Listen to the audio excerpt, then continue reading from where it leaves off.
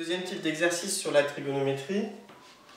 Cette fois-ci, on vous demande de déterminer une longueur de notre triangle rectangle en connaissant un côté et en connaissant la valeur d'un angle.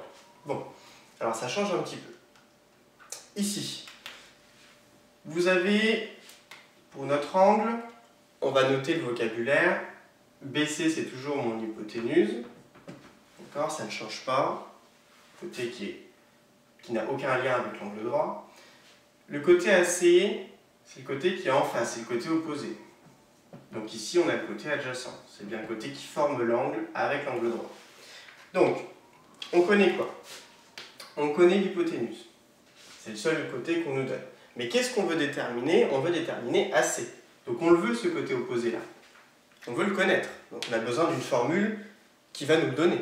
D'accord? Donc, je regarde qu'est-ce que j'ai. J'ai hypoténuse et je cherche opposé. Donc j'ai H et O. Là j'ai que H, là j'ai H et O. Là j'ai O.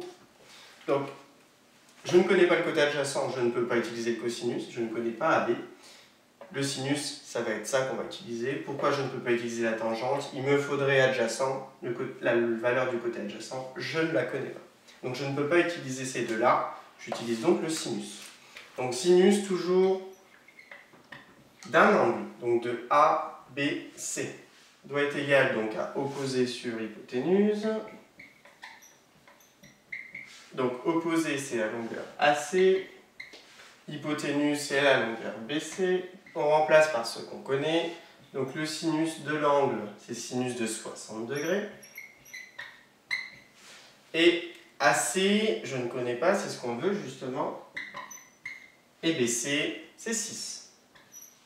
Ici, comment on va s'en sortir pour trouver AC? Il y a du sinus 60, il y a une fraction, il y a 6, ça a l'air d'être compliqué. Bon, ce qu'on aime bien quand on a des fractions comme ça, c'est d'effectuer un produit en croix. Sauf que, ici j'ai une fraction, ici je n'en ai pas. Comment je peux faire apparaître une fraction à gauche de mon égalité? Tout simplement en divisant par 1. La division par 1 ne change rien. Elle me permet de faire apparaître une division par 1 ici, mais elle ne changera pas mon égalité. Et là, je peux effectuer mon produit en croix, c'est-à-dire ici, je croise là où je connais, c'est-à-dire sinus de 60 fois 6 divisé par 1 me donnera AC. Donc, fois 6, tout ça divisé par 1. Bon, la division par 1, elle ne sert à rien encore ici. Je n'ai plus qu'à calculer sinus de 60 fois 6. On trouve environ